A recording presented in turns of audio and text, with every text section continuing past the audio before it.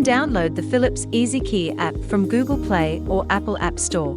Create an account by selecting Sign Up. Then select the country region and enter your mobile number or email, then select Sign Up. Create your password with a combination of upper and lowercase letters and numbers. Minimum of 8 characters and maximum of 16 characters. Click Send Message to receive a 6-digit code to your mobile number or email. Enter your 6-digit code, then select Sign Up. From the main page, tap on Add Device or the plus button on the upper right. Select Bluetooth and select Next. The app will scan nearby Bluetooth door lock. Ensure that your door lock has batteries and is within range. Select the door lock among the ones detected and wait to be paired.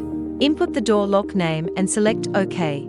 Enter your master PIN code, or if you're still using the default PIN code, it will prompt you to change your master PIN code and select OK.